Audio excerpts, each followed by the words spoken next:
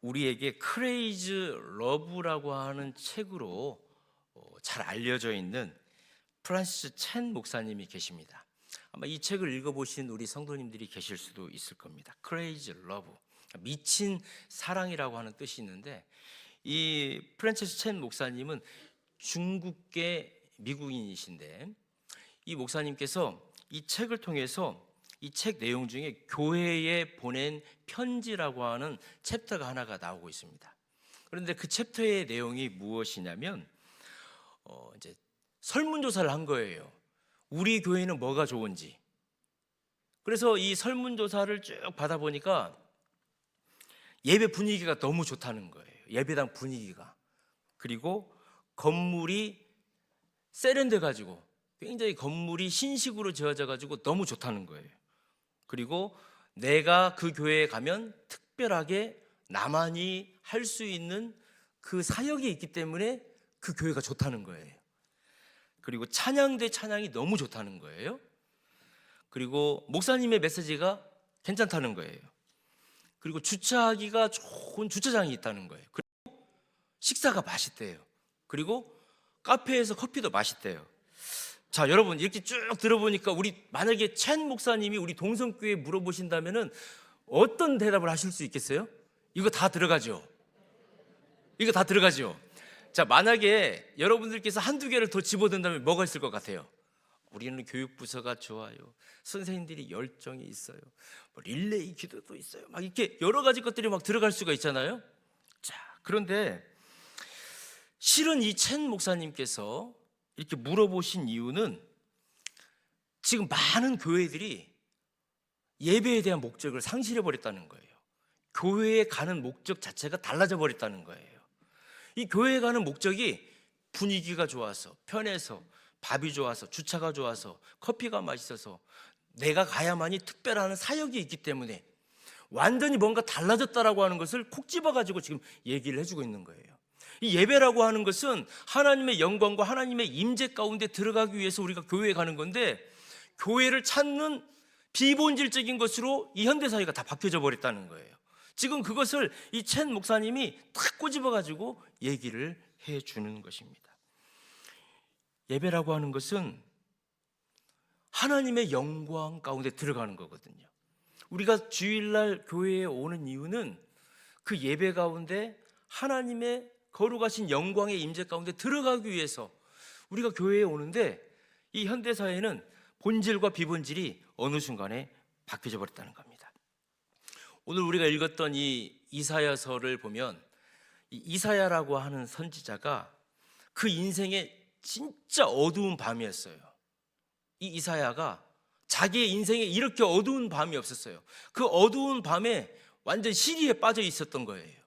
그래서 이 이사야가 완전 시리에 빠져가지고 하나님의 전에 들어갔는데, 하나님의 전에 들어가서 위대하신 하나님의 영광을 보게 된 거예요. 그래서 오늘 이 밤에는 이사야가 그 시리에 빠져가지고 모든 것들을 먹지도 못하고 나가지도 못하고 모든 기력이 다 빠져버렸는데, 하나님의 영광을 만나고 나서 그가 어떻게 회복이 되었는지를 우리가 하나하나 살펴가면서, 혹시라도 우리가 지금 현재 이사야와 같은 그런 상황 가운데 있다 한다면, 오늘 이 저녁에 나와서 예배에 참석하시는 분들에게는 하나님의 영광의 임재를 경험하는 그 귀한 은혜가 있길 주님의 이름으로 축원합니다. 오늘 1절 말씀을 한번 보도록 하겠습니다. 우리 같이 한번 읽습니다. 시작. 우시야 왕이 죽던 해에 내가 본즉 주께서 높이 들린 보좌에 앉으셨는데 그의 옷자락은 성전에 가득하였고. 자, 봐보세요. 누가 죽었어요? 우시야 왕이 죽은 거예요. 우시야 왕이 죽어버린 거예요. 이 우시야라고 하는 왕은 12살 때 유다의 예루살렘의 왕이 된 사람이에요. 12살 때. 그래가지고 52년이라고 하는 세월 동안을 이 예루살렘을 통치한 사람입니다. 그래서 이 우시야가 그 예루살렘을 통치하는 동안에 나라가 건강해졌어요. 굉장히 부국 강병책을 써가지고 주위에 있는 나라가 쳐들어오지를 못했어요. 그러다 보니까 경제적으로도 굉장히 강성해졌어요. 사람들이 잘 먹고 잘 살았어요. 편안했어요. 예배를 드리는데 어려움도 없었어요. 그런데 이 우시야 왕이 죽은 겁니다. 죽었어요. 이 우시야 왕이 말년에 제사장만 제사를 드려야 되는데 이 우시야 왕이 말년에 자기의 역할을 잊어버린 거예요. 제사장이 해야 될 일들을 이제 너무나도 이 왕이 그 권세와 모든 것들을 다 갖고 있다 보니까 그 선을 넘어가 버린 거예요. 그래서 말년에 하나님께서 이 우시야에게 나병을 허락하신 거예요. 나병. 그래서 죽을 때까지 이 별궁에 있으면서 이 나병으로 고통을 받았어요. 그러나 그 전에 52년 동안은 이스라엘을 잘 이끌어왔던 리더였던 것입니다. 그런데 이 우시야가 죽은 거예요. 그러니까 이사야가 너무나도 마음이 무너졌어요. 왜요? 우시야와 함께 해왔거든요. 그리고 이 이사야는 우시야 왕의 먼 친척이에요. 친척. 그리고 우시야 왕하고 가장 가까이에 있으면서 우시야 왕의 역사, 52년 동안 이스라엘을 통치해오는 역사, 그리고 우시야 왕에게 어떻게 이 나라를 이끌어 가야 될지 가장 옆에서 이야기를 해줄 수 있는 그런 친구와 같은 사이였단 말입니다. 그래서 이 두 사람이 이 정말 호영호제처럼 이스라엘을 이끌어 왔었는데 그 그림자와 같은 그런 존재였는데 이 우시야 왕이 죽어버린 거예요. 그러니까 이 이사야가 일평생 의지하고 같이 해왔던 우시야가 죽음으로 인해서 자기 정체성이 흔들려 버리게 된 거예요. 이제 이 나라를 누가 지킬까? 내가 그렇게 믿고 신뢰했던 왕이 죽어버렸으니까 이제 나는 어떻게 하지? 나의 존재는 뭐지? 나는 무엇을 해야 되지? 이 나라를 위해서 무엇을 해야 되지? 나는 누구를 위해서 이제 섬겨야 되지? 이런 정체성의 혼란이 이사야에게 온 것입니다. 그래서 너무나도 낙심이 된 거예요. 낙심이 되어서 하나님의 성전을 찾아가게 된 것입니다. 그런데 거기에서 놀라운 역사가 일어나게 된 거예요. 이사야가 눈물과 슬픔과 모든 기력이 다 쇠해가지고 비틀거리는 몸을 이끌고 하나님의 성전으로 딱 들어갔는데 우리 6장 1절 말씀을 다시 한번 읽어보도록 하겠습니다. 시작. 우시야 왕이 죽던 해에 내가 본즉 주께서 높이 들린 보좌에 앉으셨는데 그의 옷자락은 성전에 가득하였고, 우시야 왕이 죽어가지고 이 세상의 왕자는 없어졌잖아요. 그런데 이사야가 눈을 들어서 보니까 하늘 보좌에는 우리 하나님 앉아 계시는 거예요. 이 땅의 왕은 없어지고 이 땅의 왕의 보좌는 없어져도 비어 있지만 눈을 들어서 보니까 하늘 보좌에 하나님이 앉아 계신 거예요. 그리고 그 하나님의 그 옷자락이 그 성전에 이렇게 흘러 넘치고 있는 그 광경을 이사야가 보게 된 거예요. 하나님의 성전에 하나님의 옷자락이 이렇게 넘쳐 있다라고 하는 것은 하나님이 우리 이스라엘을 이렇게 지키시고 보호하고 있다라고 하는 것을 지금 이사야가 가슴속에 느끼는 거예요. 여러분, 이런 상황 가운데 이사야가 마음이 어떻겠습니까? 하나님의 영광을 본 거예요. 여러분들이 예배를 드리실 때 언제 하나님의 영광을 받고 그 하나님의 임재 가운데 들어가셨습니까? 저는 2001년도에 목사 안수를 받았습니다. 그러니까 31살 때에 목사 안수를 받았어요. 그런데 목사 안수를 받기 한 5년 전쯤에 25살쯤 될 쯤에 하나님께서 제가 이제 신대원을 다니고 있을 때 깊은 산속에다가 교회를 개척하라고 하시는 그런 은혜를 주셨어요. 또 아버지께서도 그런 명령을 하셔가지고 25살 때에 깊은 산속에 들어가가지고 교회를 개척해가지고 5년을 섬겼습니다. 그 5년을 섬기고 나니까 하나님께서 저를 이제 인천으로 옮기시고 그 인천에서 목사 안수를 받게 하셨던 때가 2001년도였고 그때 제 나이가 31살이었습니다. 그래서 그 인천에서 그 목사 안수를 받고 나서 7년 동안 이제 그 교회를 섬겼는데 그 교회는 기도하는 교회였어요. 목사님이 부흥 강사님이셨어요. 그래서 새벽 예배 제일 일찍 거의 나오시고 제일 늦게까지 항상 기도를 하셨던 목사님이셨어요. 그리고 그 교회는 다른 교회 행사가 하나도 없어요. 상반기 40일 특별 새벽 기도회, 그리고 하반기 특별 40일 새벽 기도회. 이렇게 하면 1년이 가는 거예요. 저희 교회도 한번 해볼까요? 40일 특별 새벽 기도회. 그래가지고 이제 우리 중직자들은 다 나오셔가지고 스티커를 다 붙이는 거예요. 안수 집사님들은 이제 스티커를 다 붙이셔야 되는 거예요. 집사님들도 다 붙이셔야 되는 거예요. 그런데 그 7년에 있는 동안에 그 목사님을 통해서 이제 기도에 대한 은혜를 제가 경험을 하게 됐죠. 자, 그리고 나서 이제 그 목사님이 은퇴를 하시면서 저를 이제 다른 교회로 보내주셨는데, 그 교회는 전도만 하는 교회였어요. 상반기 60일 특별 전도대회, 하반기 60일 특별 전도대회, 이거 하면 1년이 가는 거였어요. 그래서 우리 동성교회 전도하잖아요. 제가 그때 20 몇 년 전에 그 전도하는 그 훈련을 받았기 때문에 그 제 마음속에 그게 남아있는 거예요. 교회는 전도해야 된다. 교회는 전도하면 하나님이 새 생명을 보내주신다. 그런데 그곳에서 이제 전도 훈련을 잘 받고, 제가 이제 드리려고 하는 말씀은 2010년도에 제가 이제 유학 목사로 그 교회에서 이제 유학을 가게 되었습니다. LA로 가게 되었는데, LA를 딱 갔는데 너무 기쁜 거예요. 왜 그러냐면 제가 지금까지 매여 있었잖아요. 교회에 매여 있었잖아요. 부목사님으로 계속 매여 있었잖아요. 그 교회에서만 예배를 드려야 되잖아요. 그런데 유학을 딱 가서 LA를 갔는데 너무 좋은 거예요. 골라다니면서 예배를 드릴 수 있잖아요. 제가 가고 싶은 교회가 있었거든요. LA에 나성 영락교회, 또 무슨 강주민 목사님의 교회, 무슨, 제가 손을 꼽으니까 한 10개 교회는 되더라고요. 그래서 내가 매주마다 이 10개 교회를 가가지고 목사님의 설교도 듣고 이 교회도 내가 탐방을 해야지, 그런 마음이 있었어요. 그래서 제가 이제 순서를 짜가지고 나성 영락교회에서부터 쫙 이제 가는 거예요. 너무 기분이 좋은 거예요. 그런데 여러분, 제가 한 2달 정도 그렇게 예배를 드리고 나니까 제 마음이 너무 허전한 거예요. 내 교회가 있으면 좋겠다. 나도 내 교회에 가가지고 그렇게 매 순간마다 예배 드렸으면 좋겠다. 막 그런 생각이 드는 거예요. 그런데 결정적인 사건이 하나 저에게 있었습니다. 그때도 이제 다른 교회에 가가지고 예배를 탁 드리는데 성찬식을 하는 날이었어요. 그날 그 교회에서. 근데 성찬식을 쫙 하는데 제가 회중석에 앉아가지고 떡을 받고 잔을 이렇게 받는데 눈물이 막 너무 나는 거예요. 그래서 제가 막 울었어요. 근데 옆에 계신 분들은 제가 감동돼 갖고 우는 줄 아는 텐데 그게 아니에요. 억울해가지고, 제가 억울해가지고, 서운해가지고. 얼마 전까지만 해도 제가 성찬을 가지고 다니면서 우리 성도님들에게 줬잖아요.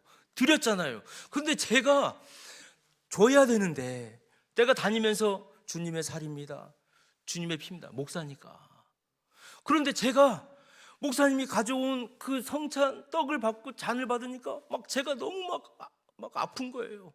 내가 해야 될 위치에서 왜 내가 성도님들에게 이걸 드려야 되는데 왜 내가 이걸 받아야 되지? 그러면서 너무 눈물이 났어요. 그러면서 제가 그때 내 교회에서 내가 우리 성도님들을 위해서 성찬을 나누고 이 떡을 나눠주고 잔을 나눠줬던 게 얼마나 기쁘고 감사한 일인지를 제가 그때 안 거예요. 혹시 이 중에 찬양대원으로, 교사로, 주방으로, 주차로 오래전에 열심히 하시다가 혹시라도 무슨 이유 때문에 그런 것들을 지금 잠시 접어놓고 그냥 나만 예배 잘 드리면 되지, 신앙생활 잘하면 되지 라고 생각하는 분이 혹시 계실지 모르겠어요. 그러나 그때 제가 느꼈던 그 감정, 그 은혜가 다시 혹시 그런 성도님들이 있다면 회복이 되어지는 은혜가 있길 주님 이름으로 축원합니다. 그게 행복한 거예요. 그게 복됐던 거예요. 그게 내 영혼을 살렸던 거예요. 주차와 주방으로 누가 보든 안 보든 기도의 자리에서, 섬김의 자리에서, 헌신의 자리에서 있었던 그 시간이 하나님이 나를 살리고 계셨고 나를 붙들어주고 계셨구나. 그것이 나를 힘들고 지치게 하는 것이 아니라 그것이 나를 주님의 예배의 영광 장소로 인도하였던 거였구나 라고 하는 깊은 은혜와 회복의 시간이 있었습니다. 사랑하는 성도 여러분, 그런 오늘 이 밤에 회복의 은혜가 있길 주님의 이름으로 축원합니다. 내가 예전에 감당했던 주차, 주방, 섬김, 기도 헌신이 얼마나 소중했는지 그것을 다시 회복할 때에 그 하나님의 영광 가운데 다시 들어갈 수 있을 줄 믿습니다. 이사야가 지금 그런 거예요. 이사야가 모든 것이 지쳐 있었어요. 피곤했어요. 낙심됐어요. 그런데 주님의 성전 안으로 들어가니까 이 땅의 왕의 보좌는 비어 있는데 하늘 보좌에 우리 하나님이 앉아 계시는 것을 보게 되었어요. 그리고 하늘 보좌에서 그 옷자락이 흘러 넘치면서 성전을 감싸고 있는 것을 보았어요. 그리고 이사야는 또 무엇을 보았습니까? 수럽들이, 하나님의 천군 천사들이 하나님 옆에서 날개짓을 하면서 하나님께 영광을 올려드리는데, 이 스랍은 날개가 6개가 있습니다. 6개가 있는데 이 2개의 날개는 자기의 얼굴을 가린 것을 보는 거예요. 이사야가 보니까. 왜요? 하나님의 광채의 빛이 너무나도 강렬하니까 이 스랍들도 자기들이 하나님을 못 보는 거예요. 그리고 날개 2개로 자기들의 발을 가리는 거예요. 하나님 앞에 자기들의 발을 보여드릴 수가 없는 거예요. 거룩하시고 영전하신 하나님 앞에 자기들의 발을 스랍들도 보여줄 수가 없는 거예요. 그리고 날개 2개를 가지고 날면서 거룩하다, 거룩하다, 거룩하다, 하나님을 옆에서 찬양하고 있는 그 스랍들을 이사야가 보게 된 것입니다. 사랑하는 성도 여러분, 예배는 우리가 편안하게 앉아서 설교 말씀을 듣고 찬양대의 찬양을 듣고 기도자의 기도를 들으면서 우리가 아멘 하는 것이 아닙니다. 예배라고 하는 것은 하늘 보좌에 계신 하나님과 하늘 보좌에서 우리를 향하여서 옷자락을 덮고 계시는 하나님의 은혜와, 그리고 스랍들조차도 거룩하다, 거룩하다, 거룩하다 주님의 이름을 찬양하는 그 주님의 영광을 우리의 눈으로 보는, 그래서 우리가 얼마나 죄악된 존재인지를 우리가 보면서 영적 수술을 하는 그런 시간이 하나님의 임재 가운데 거하는 예배인 줄 믿습니다. 그래서 그런 예배 가운데 우리가 있을 때에 치료가 있고 회복이 있고 말씀을 붙들고 우리가 다시 살아나는 줄 믿습니다. 혹시 26년도를 시작하면서 이사야가 가지고 있었던 그런 상실감, 가족과의 문제, 내 삶의 건강의 문제, 관계의 문제, 경제적인 문제, 혹시 그런 문제들로 인해 가지고 우리가 주님의 존전으로 나올 때에 그것보다 더 위대하고 더 크신 하나님의 그 은혜, 하나님의 그 영적인 은혜의 압도당함으로 인해서 그 모든 것들이 해소되어지고 분해되어져 버리고 끊어져 버리는 주님의 영광 가운데 거하는 우리 믿음의 식구들 되시기를 주님의 이름으로 축원합니다. 우리의 영안이 열리기를 예배 시간마다 우리가 기도해야 되는 겁니다. 주님의 존전으로 딱 왔을 때, 이사야가 성전에 왔을 때 봤던 그 은혜, 그 하나님의 광채, 보좌 위에 앉아 계시고 그 옷자락이 성전을 덮으시고 스랍들이 하나님 품 안에서 하나님 곁에서 거룩하다, 거룩하다 날개짓하는 그 우리의 영안의 눈이 띄어짐으로 인하여서 그 영적인 예배 가운데 하나님의 임재를 경험하시는 2026년도 믿음의 식구들 되시기를 주님의 이름으로 축원합니다. 저는 아침에 눈을 딱 떴을 때, 이제 새벽 예배를 가기 위해서 눈을 딱 떴을 때 방이 어둡지 않아요? 그런데 그 어두울 때는 이 방이 더러운지 깨끗한지 먼지가 있는지 없는지 모릅니다. 그런데 아침에 이 창틈으로 햇빛이 쫙 들어오면 정말 깨끗한 것처럼 느껴졌던 그 방 안에 먼지들이 이렇게 날리고 있는 것을 가끔씩 봐요. 우리 성도님들 그런 경우 없으십니까? 이사야는 하나님의 성전에서 하나님의 영광을 딱 봐버리는 순간 자기 존재의 실존을 그렇게 봐버리는 거예요. 아, 나는 깨끗하고 죄가 없는 것 같았는데 하나님의 영광이 이사야를 딱 비춰버리니까 자기 존재의 실존이 얼마나 죄인인지, 무슨 투성이인지, 먼지 투성인지를 이사야가 보게 되는 거예요. 그리고 그 자리에서 꼬꾸라진 거예요. 엎드려진 거예요. 하나님의 영광을 보는 순간 이사야는 엎드려진 거예요. 그러면서 이사야가 뭐라고 합니까? 6장 5절 말씀을 한번 봐보세요. 하나님의 영광을 본 이사야가 이렇게 고백하고 있습니다. 같이 읽습니다. 그때에 내가 말하되 화로다 나여 망하게 되었도다. 나는 입술이 부정한 사람이요 나는 입술이 부정한 백성 중에 거주하면서 만군의 여호와이신 왕을 배었음이로다 하였더라. 아니, 이사야가 그러는 거예요. 망하게 되었다는 거예요. 나는 입술이 부정한 사람이라는 거예요. 여러분, 왜 입술이 부정하다라고 이사야가 그랬을까요? 이사야가 말을 잘못해서 그랬을까요? 여러분, 이사야가 어떤 사람입니까? 최고의 선지자 중에 선지자였습니다. 그리고 왕 옆에서 왕이 이렇게 저렇게 하면 좋겠습니다라고 왕에게 조언을 해줄 정도라면은 그 사람의 말이 막 함부로 하는 말 아니잖아요. 그리고 사회에서 존경받는 사람이었잖아요. 그런데 이사야가 아는 거예요. 아, 내가 사람들에게는 그렇게 했지만 내 속에서 얼마나 죄인이었고 얼마나 하나님 앞에서 위선이 있었고 얼마나 하나님 보시기에 죄인이었는가라고 하는 것을 이사야가 안 거예요. 그래서 나는 망하게 되었다, 나는 망하게 되었다라고 이사야가 그런 고백을 하게 된 것입니다. 사랑하는 성도 여러분, 진짜 예배는 이사야와 같은 마음을 가지고 주님의 존전에 와야 된다는 거예요. 하나님, 저 한 주간 동안 잘했죠? 저 복 내려 주셔야 돼요. 하나님, 저 이쁘죠? 물론 이것도 필요해요. 그러나 진짜 우리가 하나님 앞에 하나님의 영광의 임재에 들어가려면 때로는 이사야와 같은 그런 마음의 예배가 있어야 되는 것입니다. 주님, 저는 이 빛을 감당할 수가 없습니다. 주님의 영광의 빛을 제가 감당할 수가 없습니다. 저는 더럽고 추한 자입니다. 주님 아니면 저는 망할 수밖에 없는 존재였고 한순간도 살 수 없는 존재였습니다. 그러나 주님, 저를 붙들어 주셔서 이 자리에 왔습니다. 주님, 저를 용서하여 주시옵소서. 이런 간절한 마음을 가지고 주님의 존전으로 나와야 될 줄 믿습니다. 이사야가 그런 거예요. 그때에 하나님께서 말씀을 하셨어요. 하나님께서 어떤 일을 보여주셨냐면은 이 한 천사가 그 제단 숯불을 하나를 이렇게 집게로 집어가지고 그런 고백을 하고 있는 이사야의 입술에다가 딱 들이댄 거예요. 여러분 생각해 보세요. 그냥 빨갛게 달아오르는 숯불이 내 입에 좀 닿다고 생각을 해보세요. 어휴, 이거 뜨거워가지고 이거 있을 수가 없는 것입니다. 그런데 그 숯불은 그런 숯불이 아니라는 거예요. 제단에서 빨갛게 타오르고 있는 그 숯불을 천사가 가지고 와서 이사야의 입에 댔다는 거예요. 여러분, 제단이 어떤 곳입니까? 그 제단은 번제단이거든요. 내가 죽어야 되는데 나 대신 짐승을 태웠던 것이 그 번제단입니다. 그리고 그 짐승을 태웠던 숯불이에요.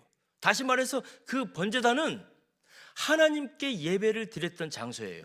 구약시대 때에는 그 번제단은 하나님께 예배를 드렸던 장소였습니다. 그러면 신약 때에는 그 번제단은 무엇입니까? 우리 예수 그리스도라는 거죠. 우리 예수 그리스도께서 저와 여러분을 위해서 십자가에 죽으시고 보혈을 흘리셨던 그 숯불이 이사야에게 단 거예요. 오늘 그 숯불이 저와 여러분에게 그냥 입술에 대주시는 거예요. 그러면서 말씀하시는 거예요. 네 입술에서 이제 죄가 사하여졌다는 거예요. 그런 은혜를 이사야가 지금 받고 있는 거예요. 그 뜨거움, 이사야가 얼마나 뜨거웠겠습니까? 그래서 그 숯불이 닿는 순간 이사야의 위선, 그리고 이사야가 했던 온갖 부정적인 것들을 그 숯불로 다 맑게 태워주신 거예요. 사랑하는 성도 여러분, 때로는 하나님의 은혜가 굉장히 아프게 다가올 때가 있어요. 우리 하나님의 은혜하면 무조건 포근하고 따뜻하고 감싸주시는 거라고 생각할 때가 있어요. 그러나 하나님의 은혜는 때로는 이렇게 이사야처럼 아프게 다가올 때가 있어요. 하나님의 은혜를 우리가 받으면 우리의 자존심이 깎여나갈 때가 있어요. 그리고 내 부끄러운 모습이 막 사람들한테 보여질 때가 있어요. 정말 숨고 싶죠. 그런 상황이 되면 정말 숨고 싶어요.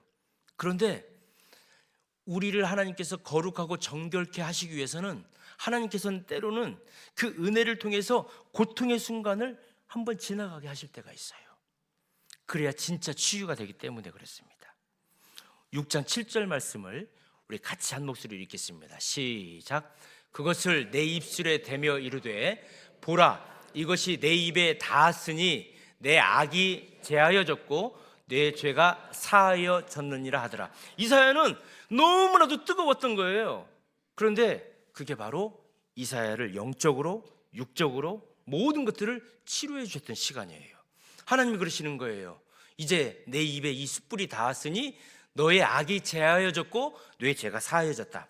예수 그리스도의 보혈이 우리에게 임함으로 인하여서 우리의 죄악이 사하여졌고 우리의 죄가 용서받은 줄을 믿습니다. 그것이 때로는 아프게 올 수도 있다는 거예요. 그 은혜가 우리에게 아프게 올 수도 있어요. 단순히 예배는 위로를 받는 자리가 아니라는 거죠. 하나님의 말씀이 내 심령 비수에 꽂히면 아주 날카로운 칼로 우리의 암덩이를 이렇게 오려내는 것처럼 하나님의 말씀이 우리의 심령에 쏟아지면은 그런 고통을 겪을 때가 있어요.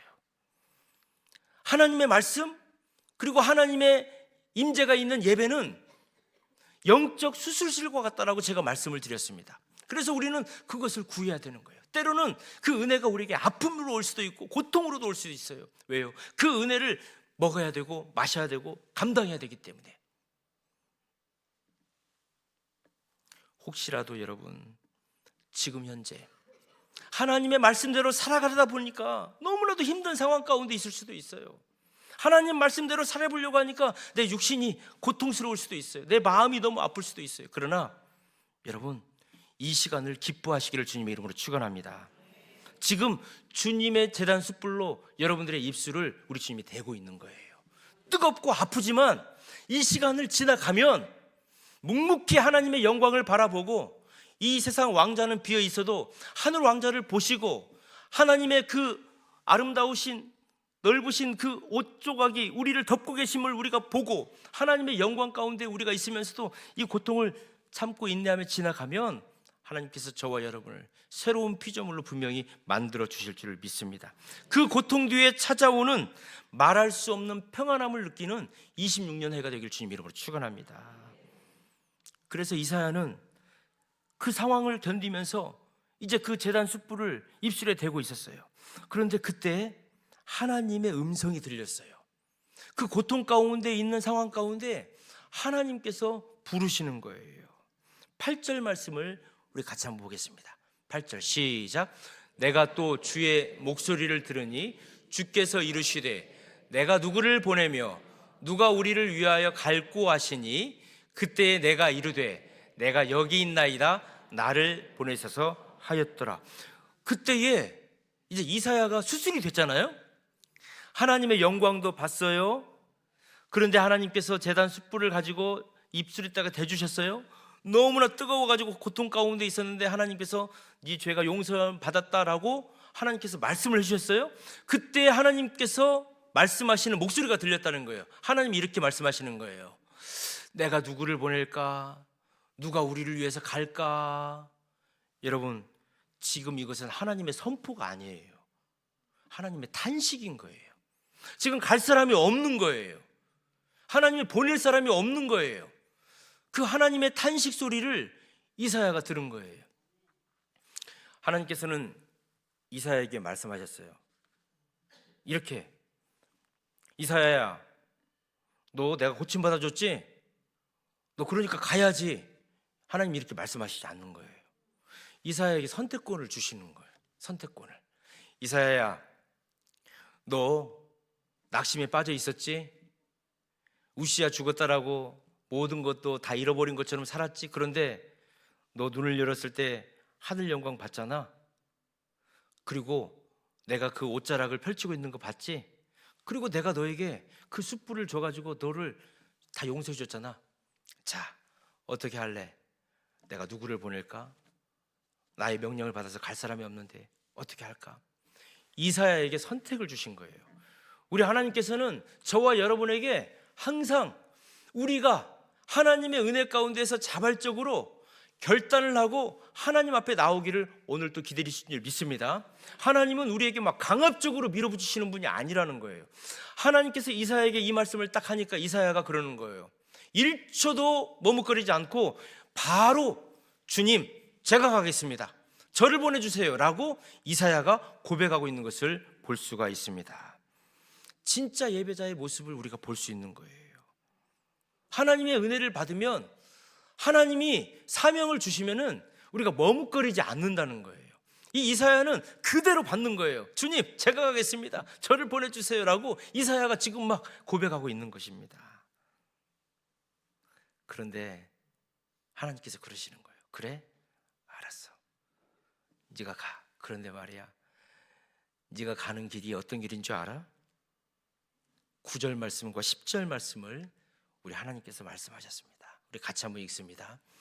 여호와께서 이르시되 가서 이 백성에게 이르기를 너희가 듣기는 들어도 깨닫지 못할 것이요 보기는 보아도 알지 못하리라 하여. 10절, 이 백성의 마음이 둔하게 하며 그들의 귀가 막히고 그들의 눈이 감기게 하라.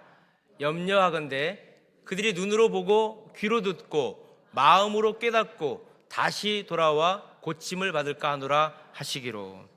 이사야야, 내가 너를 보내긴 보내는데 네가 전도해도 나한테 돌아오는 사람 아무도 없어. 네가 설교를 해도 네 설교 들을 사람 아무도 없어. 그래도 네가 갈 거야? 이사야가 그렇습니다. 주님 제가 가겠습니다. 하나님이 그러시는 거예요. 너 그거 해도 열매가 없는 사역하는 거야. 너 사람들에게 거절당하는 사역하는 거야. 그래도 네가 갈래? 그러니까 이사야가 그러는 거예요. 주님 제가 가겠습니다. 사랑하는 성도 여러분, 세상 사람들은 늘 성과를 따지지요. 그거 하면 얼마가 남을까? 그거 하면 누가 좋을까? 그거 하면 내가 행복할까? 세상 사람들은 늘 그것을 전제 조건으로 하고 있습니다. 그런데 하나님께서는 그렇게 말씀하시지 않는 겁니다. 사명자는 결과를 보고 뛰는 사람이 아니다. 나를 살려주신 하나님의 영광을 보고 뛰는 거야. 하나님께서는 그렇게 말씀해 주시는 거예요. 사명자는 결과를 보고 뛰어가는 사람이 아니라 나를 살려주신 하나님의 영광 때문에 뛰는 사람인 줄 믿습니다. 저와 여러분이 그런 존재가 되었으면 좋겠어요. 사람들이 알아주지 않아도 모르겠어요. 우리 동성교회 수십 년을 믿음 생활하셨던 우리 집사님, 장로님, 권사님들이 계시더라고요. 근데 저는 우리 갈렙 어르신들을 보면서 그런 생각을 많이 해요. 우리 갈렙 어르신들이 10년 전에, 20년 전에, 30년 전에 이 재단을 위해서 눈물 흘리시고 헌신하셨던 분이셨겠구나. 왜 그러냐면 지금도 그 잔재가 남아있기 때문에 그래요. 제가 지금도 보면 우리 갈렙 어르신들이 그런 생활을 하고 계시거든요. 교회의 자리에서, 기도의 자리에서, 섬김의 자리에서, 헌신의 자리에서. 여러분, 그래서 우리는 존경을 해야 되는 것입니다. 그 역사를 살아오셨던 어른들을 존경해야 될 줄 믿습니다. 그리고 우리는 기도해 줘야 됩니다. 앞으로 자라날 우리의 자녀 세대를 위해서 우리는 기도해 줘야 되는 것입니다. 왜요? 그들이 사명자가 될 것이기 때문에. 전도를 해도 영혼을 얻지 못하는 길거리에서 전도를 해야 될 때가 있기 때문에, 그들이 외쳐도 그들의 말을 듣지 않는 수많은 사람들이 있기 때문에 그 외치는 우리의 다음 세대가 지치거나 낙심하지 않도록 우리는 기도를 해줘야 될 줄 믿습니다. 그런데 하나님은 그러시는 거예요. 그런 인생을 살아가는 것이 사명자다라는 거예요. 하나님은 성공한 사람을 찾는 것이 아니라 하나님의 안타까운 마음을 가지고 끝까지 순종하는 그 한 사람을 찾으신 줄 믿습니다. 그래서 오늘 이 밤에 주님, 제가 그런 인생 같습니다. 전도를 해도 한 영혼도 얻지 못했어요. 제가 주님의 이름을 외쳐 불러도 사람들 귀담아 듣지도 않아요. 그게 이사야였다는 것입니다. 그게 이사야였어요. 더 나아가 에스겔은 어땠습니까? 여호와 삼마, 하나님께서 심판하시지만 구원하신다라고 외쳤을 때 돌에 맞아 죽었지 않습니까?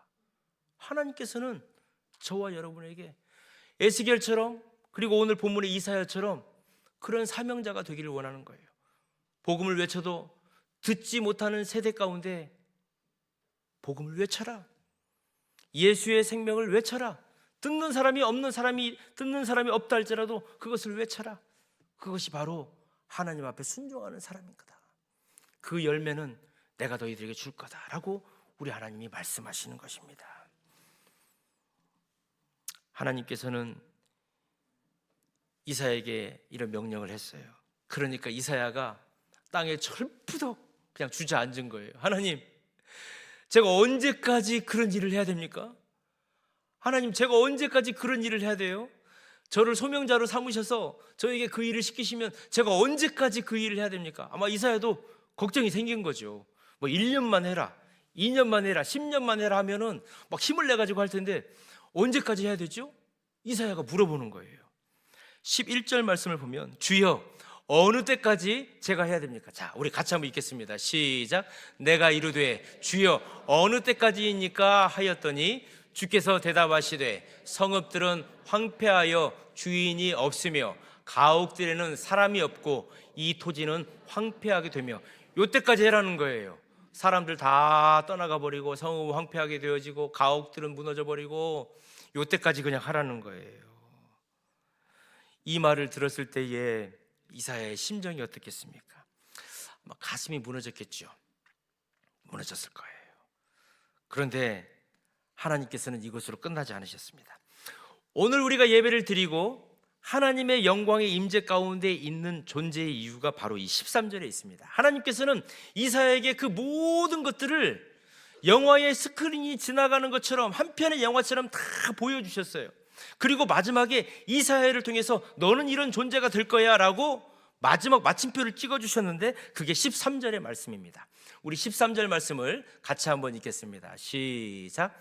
그 중에 10분의 1이 아직 남아있을지라도 이것도 황폐하게 될 것이나 밤나무와 상수리나무에 배임을 당하여도 그 구루터기는 남아있는 것 같이 거룩한 씨가 이 땅에 구루터기니라 하시니라. 아멘.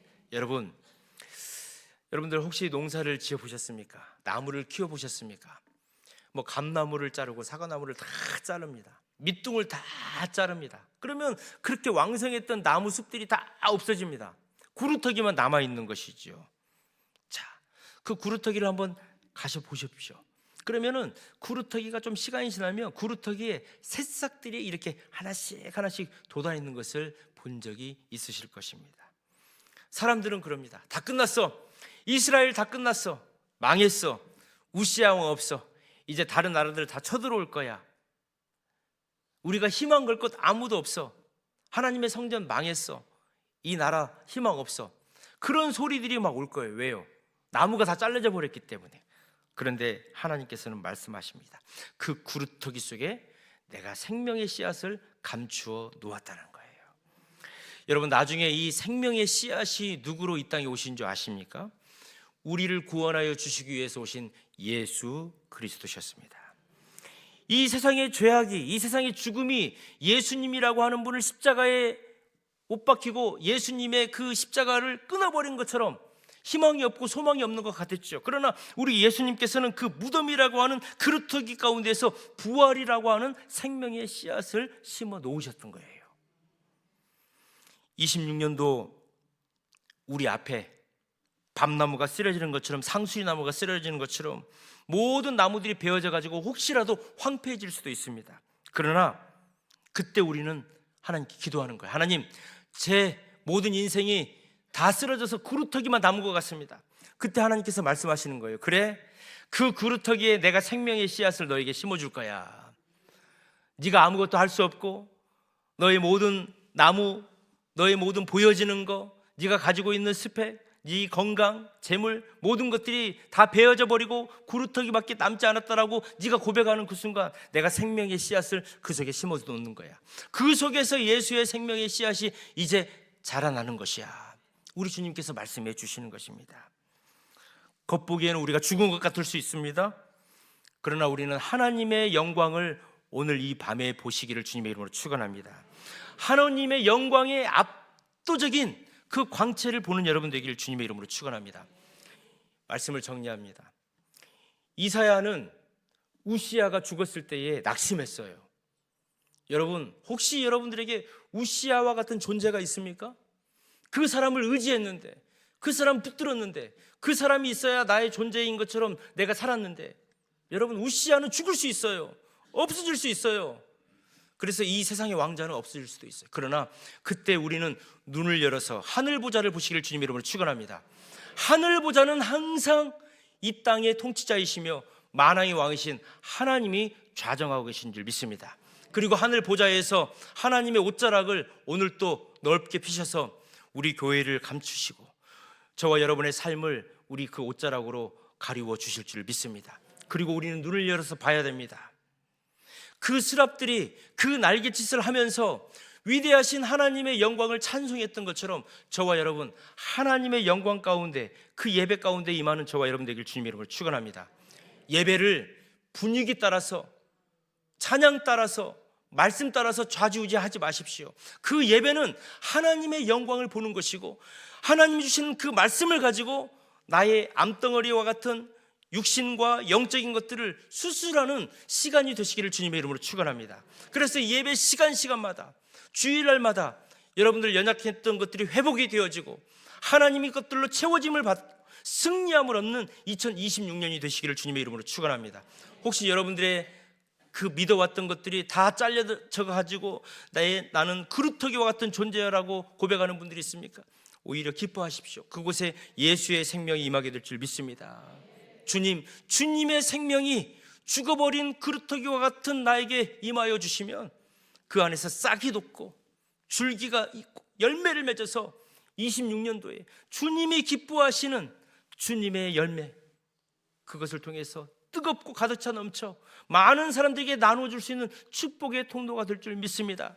이 고백하시고 모든 예배 때마다 성령님의 임재를 경험하시고 주님의 영광을 바라보시는 우리 모든 믿음의 식구들 되시기를 주님의 이름으로 축원합니다. 기도하겠습니다. 하나님 아버지, 2026년 새해를 기도로 시작하게 하시니 감사합니다. 오늘 우리는 이사야의 고백을 통해서 우리의 참된 자리가 어디인지를 깨달았습니다. 주님, 우리의 눈을 열어서 주님의 영광을 보게 하여 주시옵소서. 우리가 그동안 땅의 것들만 보느라고, 나를 돕던 사람의 손길만 보느라고 하늘 보좌를 잊고 살았습니다. 우시야가 죽어버린 것 같은 절망의 때에 오히려 성전을 가득 채운 주님의 찬란한 영광의 옷자락을 보게 하여 주시옵소서. 그 영광 앞에 화로다 나여라고 외치며 우리 자신을 정직하게 대면하게 하여 주시고 제단의 숯불로 우리의 부정한 입술과 마음을 찢어주셔서 거룩한 백성으로 다시 태어나게 하여 주시옵소서. 하나님, 이 밤 우리를 사명의 자리로 불러주시니 감사합니다. 누가 우리를 위하여 갈구하시는 주님의 안타까운 탄식에 세상의 계산기를 두드리지 않고 내가 여기 있나이다, 나를 보내어 주셔서 기쁘게 반응하는 우리 동성교회 한 명 한 명이 되게 하여 주시옵소서. 열매가 보이지 않아도, 세상이 우리를 몰라줘도 우리 속에 계신 예수 그리스도라는 거룩한 씨를 붙들고 끝까지 견디는 구루터기가 되게 하여 주시옵소서. 주님, 이 저녁 간절히 부르짖는 모든 기도의 제목 위에 하늘문을 열어주시고 응답하여 주시옵소서. 예배가 살아나게 하여 주시고 가정이 살아나게 하여 주시고 우리의 일터가 하나님의 영광으로 채워지게 하여 주시옵소서. 2026년 한 해 우리를 통해 이루실 하나님의 위대한 역사를 기대하며 우리를 정결케 하시는 예수님 거룩하신 이름으로 간절히 기도드립니다. 아멘. 우리 찬양